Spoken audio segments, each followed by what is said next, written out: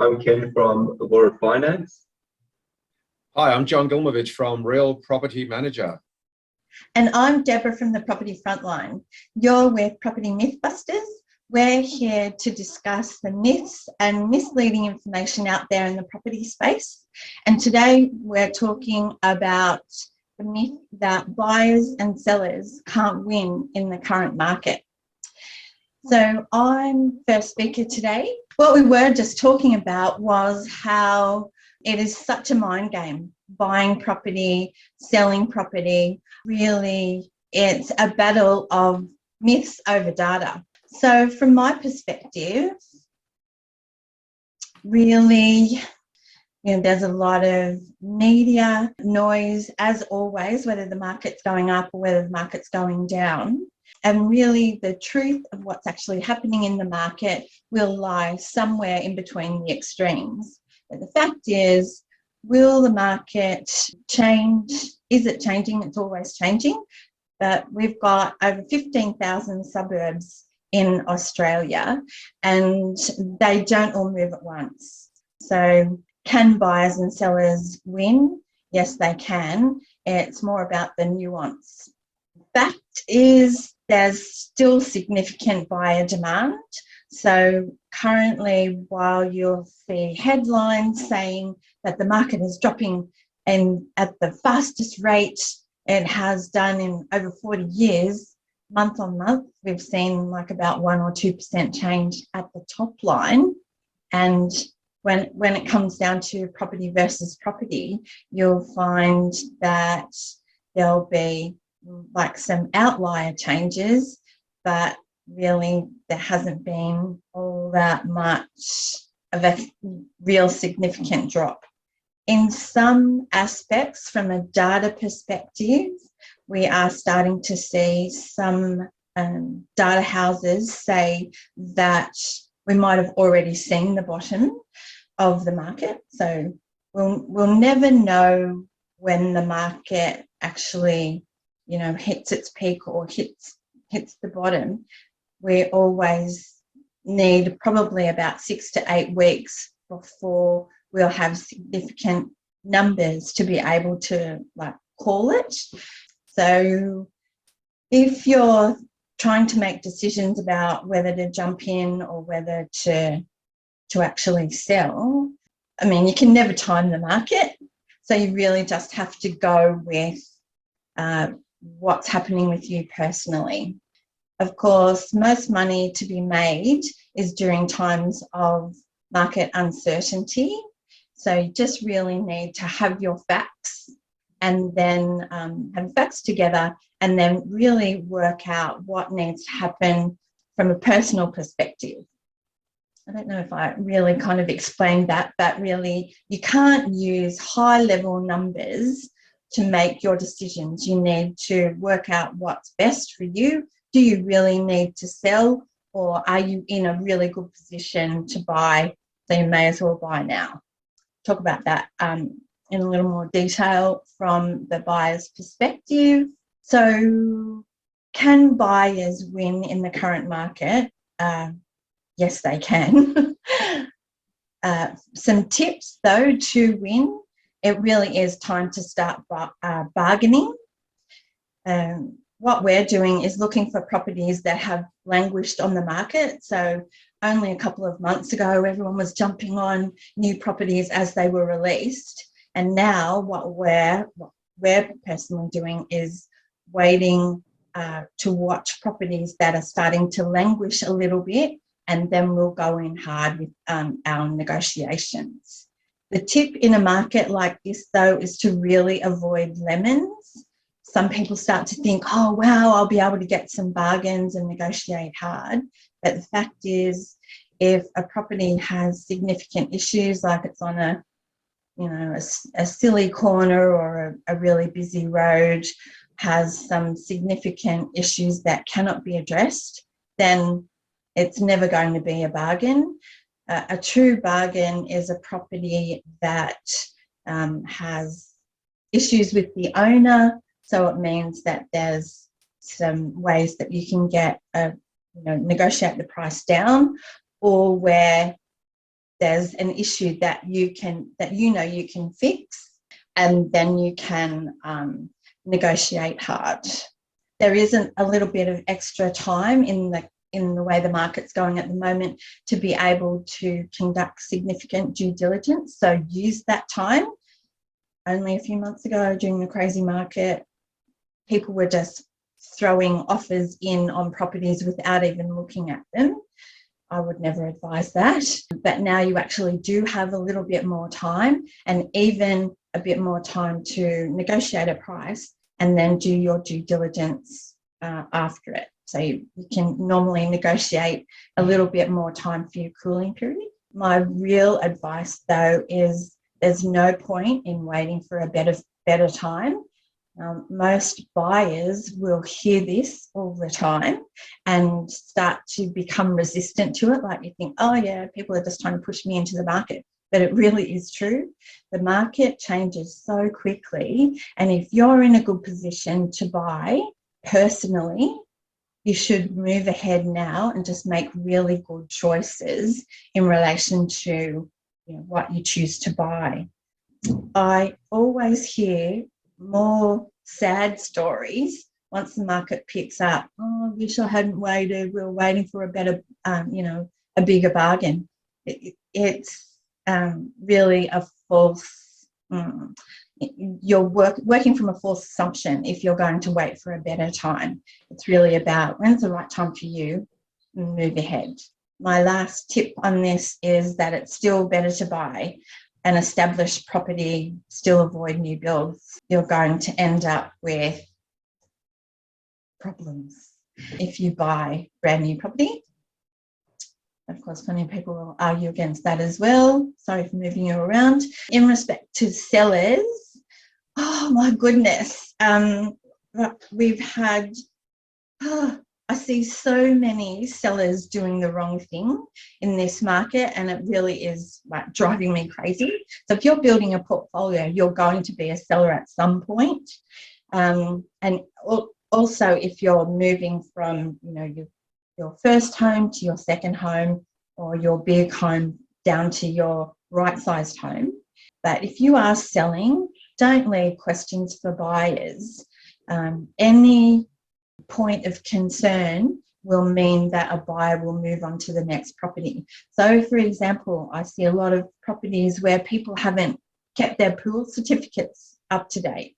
They know their pool is fine, but they put their property on the market without updating their pool certificate. That immediately then causes people to go, oh, what's wrong with that? What's wrong with that pool? Am I going to have to spend a lot of money to fix it or pull it out? Things like that. Or just really address those little niggly issues that would cause a buyer to think twice. The tip also to be realistic.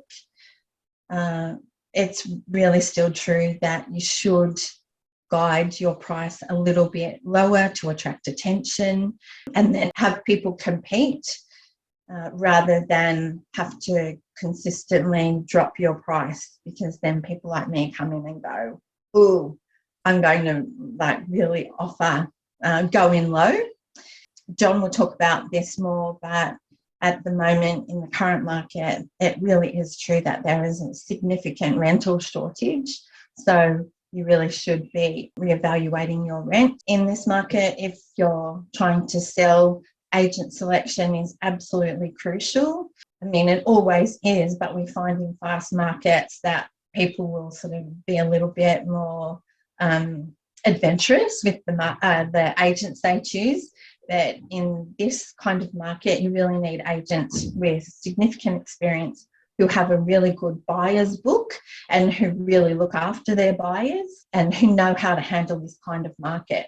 And finally, sell or wait if you're deciding, should you wait for a better time to sell? Once again, if you're ready to move, if you're ready to move up, well then, if you're bursting out of your home, it's time to sell. Don't use market influences to make your personal decision. And so that's all I have to say. So I am going to stop sharing and hand back to John. Thank you very much, Deborah. As someone that's in the marketplace for representing investors or landlords, if you like, and also dealing with on the tenants front, let's look at it from a perspective of the investor and tenants. What are the challenges at hand? What are the opportunities here? So what's happening in the rental market right now? Well, post-COVID, the rental market has definitely stabilized, and in fact, it's really now moving forward, plowing forward pretty quickly and significantly. Definitely, there's been a big bounce back post-COVID as people are asked to come back to Sydney metro areas, in particular where I work, or our capital cities around Australia. You know, the work from home phenomenon is starting to reverse, though we'll see some elements of that. Most large, medium to large companies are clawing back their workers back into the office at least, 3 to 4 days a week. And that means that accommodation, confidence with job security are factors in what's happened, the big bounce back into the rental market. So right now we're seeing rents rising, and that seems to be happening pretty much across all our capital cities. Vacancy rates falling.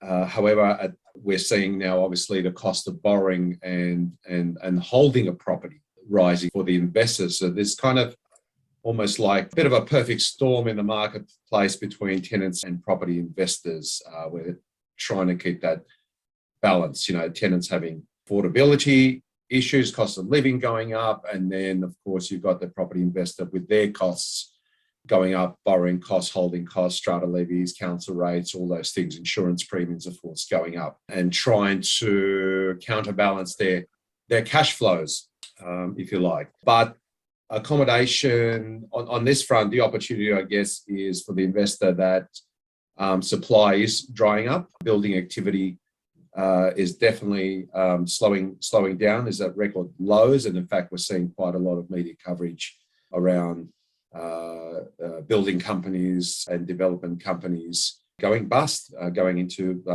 liquidation, as costs of building is going up, interest rates going up, of course. These are all significant factors, and I think generally much less demand on the off, especially on the off the plan, the new build sector. Very highly competitive marketplace for renters in all our hotspots, if you like, blue chip areas across the nation. There's not much relaxation going on the rental value front. And of course, mass media, especially with New South Wales going into, we're now into election phase. Our state election is in March in 2023.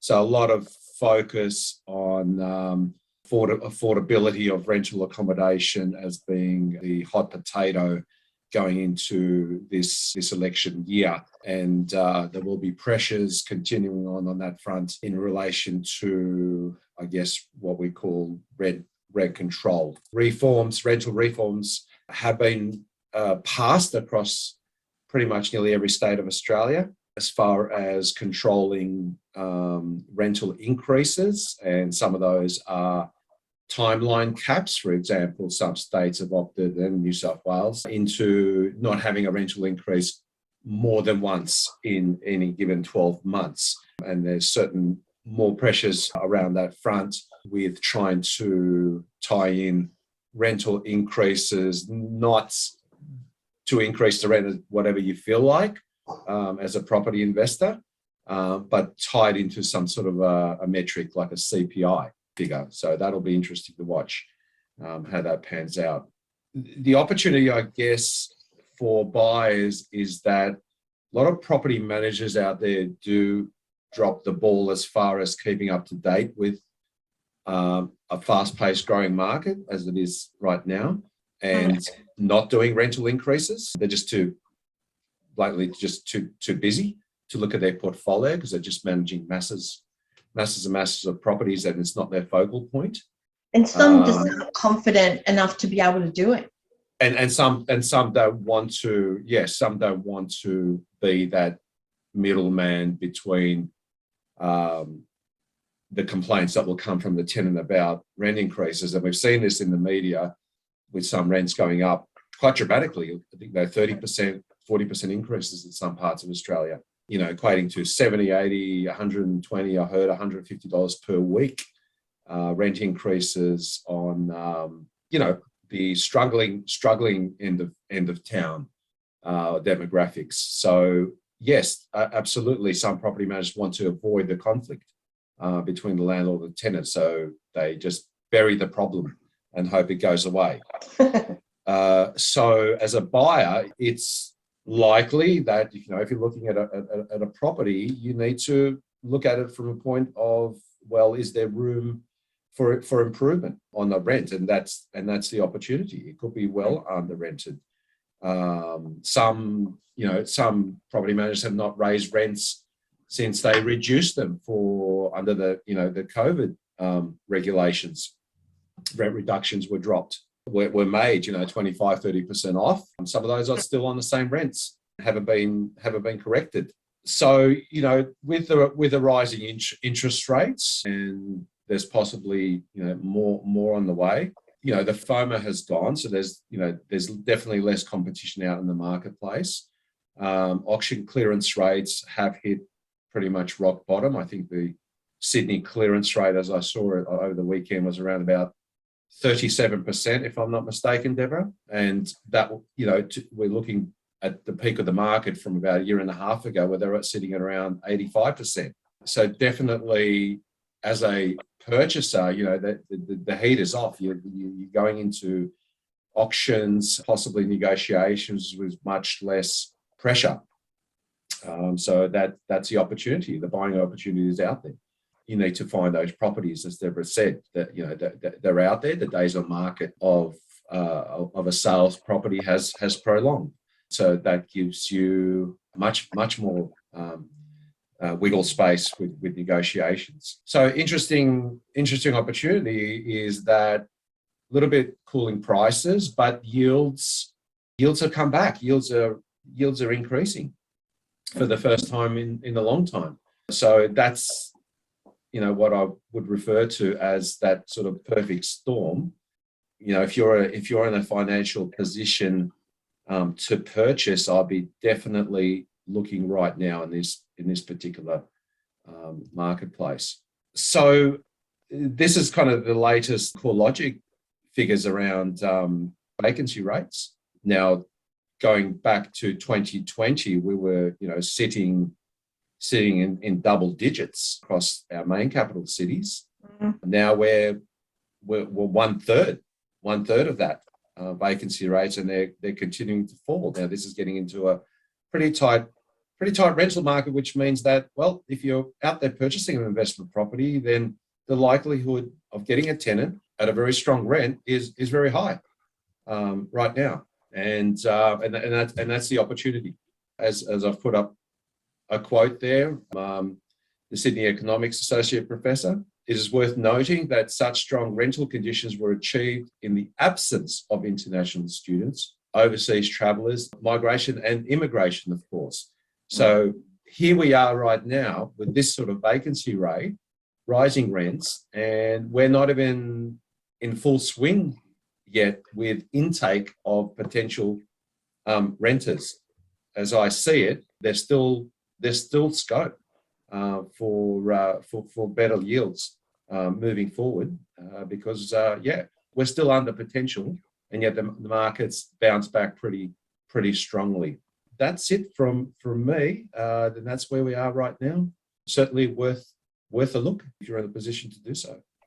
From a finance perspective, on our topic, buyers and sellers can't win in the current market. So to give some context, I guess everyone's aware that the interest rates have gone up quite substantially over the last few months, and there's uncertainty regarding how further it will go. How hard how long these rate rises will increase for. So one thing that I'd probably mention is when you're looking at the interest rates rising, a natural question might be, should I go variable or should I go fixed? And to give you a bit of maybe a different perspective in terms of which way you should go, because generally I find borrowers are looking at fixed or variable from which one's going to be cheaper over that period of time. If you're locking in for 1 or 2 years, is it going to be cheaper than the variable rate? Unfortunately, we won't know what is going to happen between that length of time in terms of interest rates rising, decreasing, or staying the same. But to consider maybe just what are your circumstances? Do you feel the need to have to not have your mortgage payments move? Generally speaking, if you're on a variable kind of income, that could be an option to help with forecasting. So lock in your biggest expense generally with your household expenditure, and in that way you can just focus on your income fluctuating and then be able to forecast better. So that's one way of thinking about it.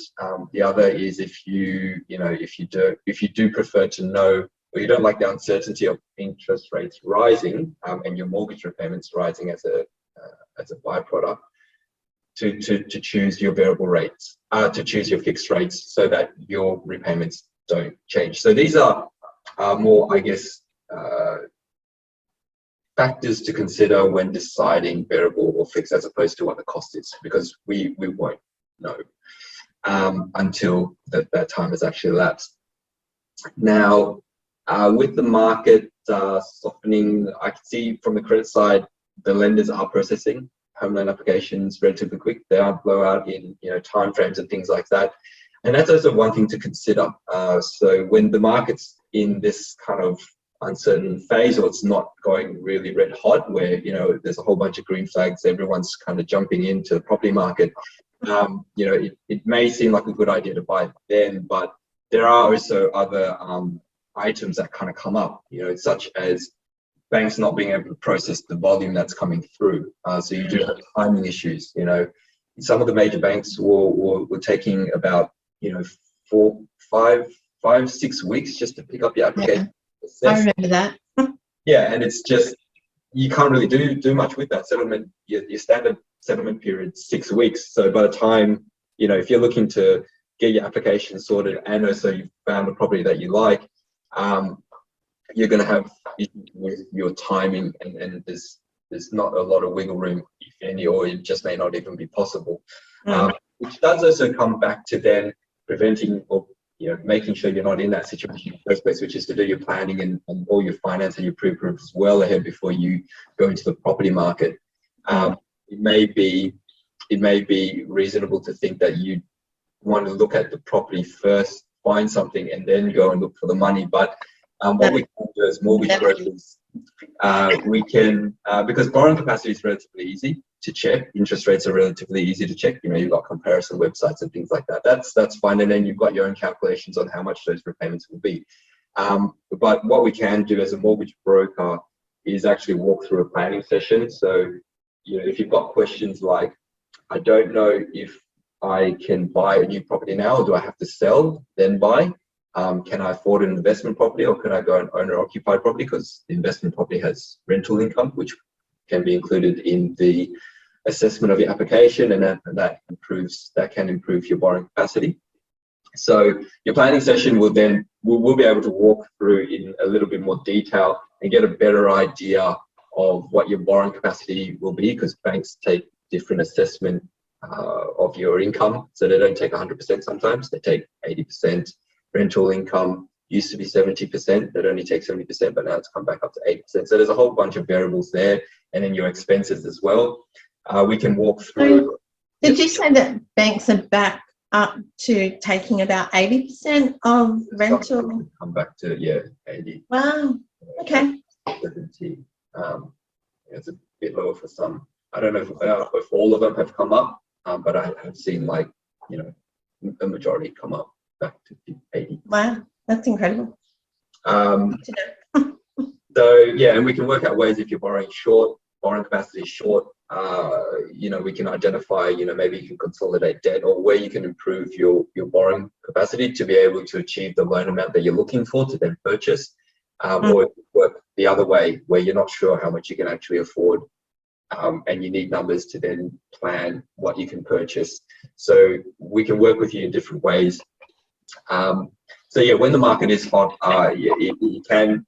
it can be a little bit harder to get access to your finance, just with timeframes as well.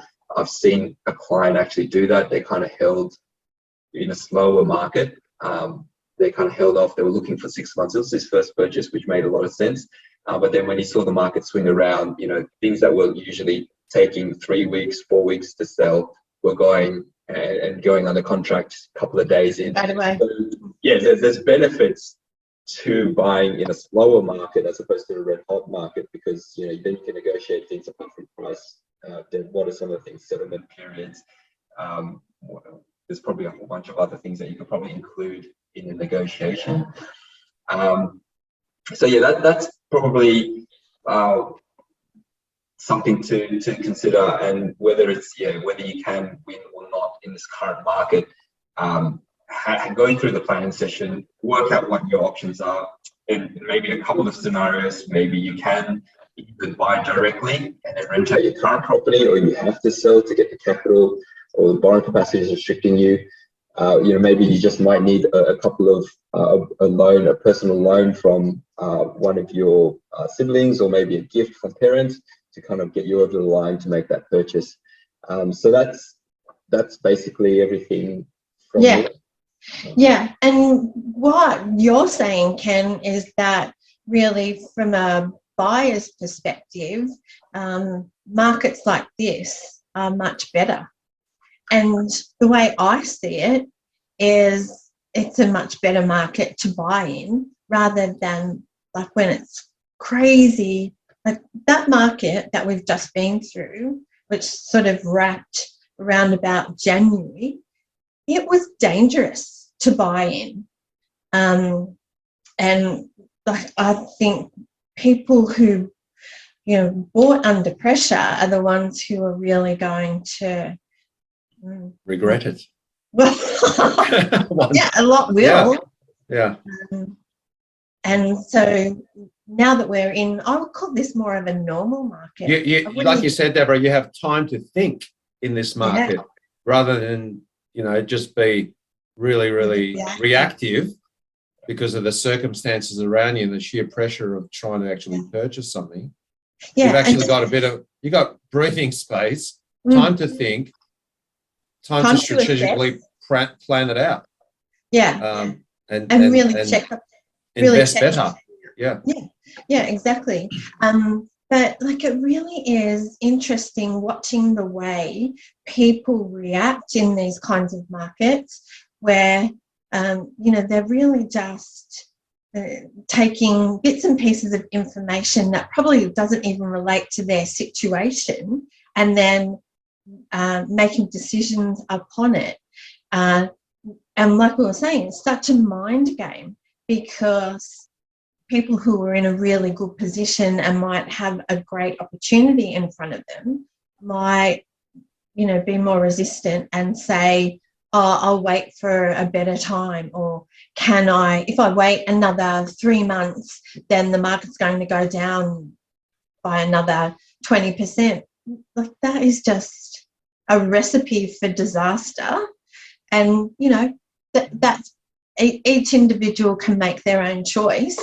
But because I have to deal with the people who wait on the sidelines and then jump into really hot markets, and my heart breaks for them, because I sort of think, well, why? You were ready 3 months ago. Why didn't you do it then? But anyway, I guess everyone's got to make their own choices. But yeah, if I was a buyer, I'd be taking action now. And if I'm a seller, there's still plenty of things that you can do, because we are not actually in what I would call a buyer's market at the moment. We're still, for really good property, it's still very competitive. So if you're a seller, just make sure that your property looks fantastic, and you'll have people still competing for it. I guess that's the other thing is Good point. in a buyer's market, you've got the other side, the vendors who are looking to sell. They may not actually want to put the property up for sale because That's right. they're not going to get the right price for it. So in a balance, in this kind of market, you kind of got the best of both worlds, because things, you've got time to think. There are still property coming on the market, so things are ticking over well, as opposed to really hot market, everything's going off really quick, or buyer's market where there's not much happening and everyone's kind of waiting and holding their property before they actually list it. So you still got the options to kind of purchase property. Yeah. But all right, so I'll wrap things up now then, I guess. Yeah. Thanks for joining us for this session. So thanks for watching, and we'd love your feedback. If you please join the Property Mythbusters group and send us any questions or myths that you might like busted. You can also contact us directly through our website and social media channels. I won't spell them out yet, but I'm sure they'll be in the description of some sort on the video, attached to the video. There will be. Okay. Bye-bye. Over now.